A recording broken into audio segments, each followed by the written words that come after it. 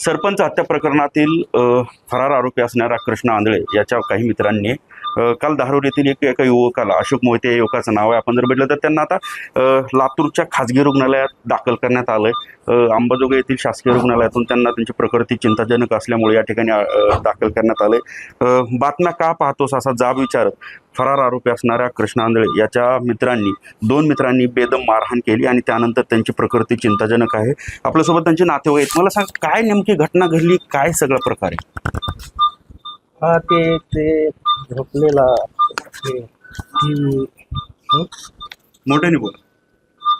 आमचे चुलत मामा त्यांची डेट झाली तिथं शेजारी, तिथे बसलेला होता, मोबाईल वगैरे बातम्या बितम्या बघत होता आणि तिथं आली काही त्याला हाणमार केली भावाला.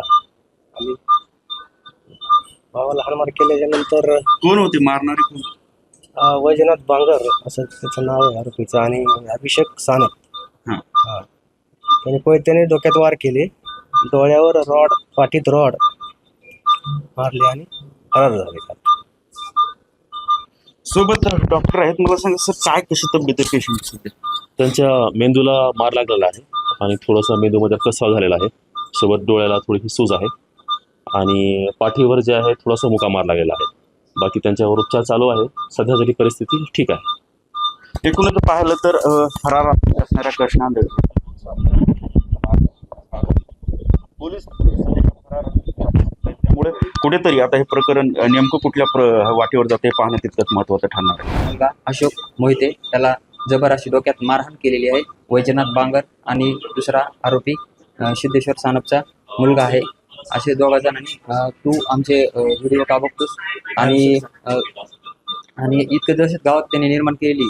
त्याच्या आधी पण त्यांनी बऱ्याच जणांना मारहाण केलेली, पण त्यांच्या विरोधात कोणीही तक्रार देत नसल्या कारणाने ते सराईत गुन्हेगार झालेले आहेत आणि शिकत नसून शिक्षणाच्या नावाखाली सरळ ते लोकांना हाणमार करतात, दहशत निर्माण करतात. त्याच्या आधी पण पोलीस स्टेशनला त्यांच्या बऱ्याच तक्रार केलेल्या आहेत, पण तक्रार कोणी घेत नाही. त्यांची इतकी दहशत आहे की आज त्यांच्या गावामध्ये, आमच्या गावामध्ये आणि आसपासच्या गावामध्ये त्यांच्या विरोधात कोणीही तक्रार करीत नाही. आणि माझं नाव आहे बळीराम बालासाहेब माने. मी स्वतः त्या वेळेस तिथं होतो.